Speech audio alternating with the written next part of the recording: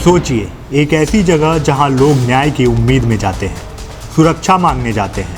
अगर वही जगह एक खौफनाक यातना गृह में बदल जाए तो कल्पना कीजिए उन चीखों की जो बंद दीवारों के पीछे घुटकर रह गईं, और थाने की वो दीवारें जो किसी खूंखार अपराधी के नहीं बल्कि एक आम बाप बेटे के खून से लाल हो गई थी।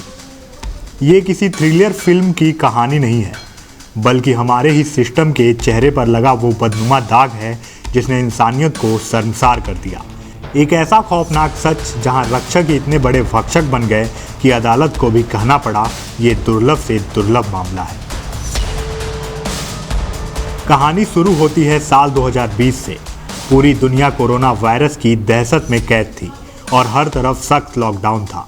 तमिलनाडु के संतकुलम में 60 साल के जयराज अपनी एक छोटी सी मोबाइल की दुकान चलाते थे। नियम था कि दुकानें शाम 5 बजे बंद हो जानी चाहिए, लेकिन जयराज अक्सर थोड़ी देर तक दुकान खुली रखते थे। एक दिन स्थानीय इंस्पेक्टर जयराज की दुकान पर आया।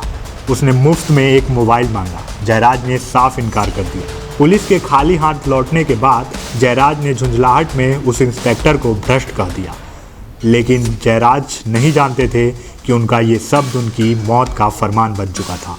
पास खड़े एक ऑटो वाले ने ये बात सुनी और जाकर पुलिस के कान भर दिए।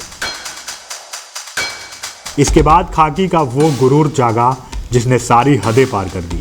पुलिस जयराज को घसीटते हुए थाने ले गई। जब उनका जवान बेटा वेनिक्स अपने बूढ़े पिता को बचाने पहुंचा तो पुलिस ने दोनों को लॉकअप में बंद कर दिया और फिर शुरू हुआ बर्बरता का वो नंगा नाच जो कोई सोच भी नहीं सकता।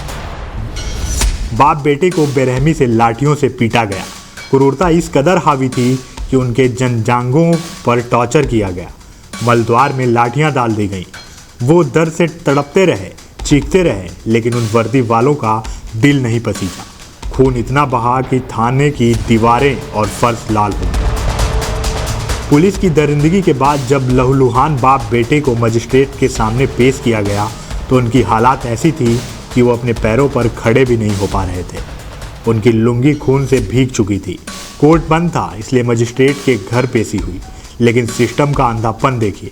मजिस्ट्रेट ने दूर से ही दोनों को देखा और बिना कुछ सोचे समझे उन्हें वापस पुलिस कस्टडी में भेज दिया। कुछ ही दिनों बाद असहनीय दर्द और यातनाओं के चलते उस बाप बेटे ने हमेशा के लिए आंखें मूंद ली। लेकिन उनकी मौत की गूंज खाली नहीं गई। 6 साल के लंबे इंतजार के बाद अब मदुरै कोर्ट ने इस मामले में वो ऐतिहासिक फैसला सुनाया है जो पुलिस महकमे की रूह कंपा देगा। अदालत ने इस हैवानियत को रेयरेस्ट ऑफ रेयर करार देते हुए 9 पुलिस वालों को सीधे फांसी की सजा सुनाई है।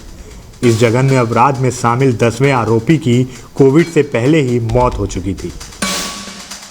कोर्ट ने पीड़ित परिवार को 1 करोड़ 40 लाख रुपए का मुआवजा देने का भी आदेश दिया है। जयराज और वेनिक्स के परिवार को इंसाफ तो मिल गया। हत्यारे पुलिस वाले फांसी के फंदे तक भी पहुंच गए। लेकिन आज भी अब बड़ा सवाल देश के सामने खड़ा है कि भारतीय पुलिस की ये बेलगाम हिंसा आखिर कब रुकेगी।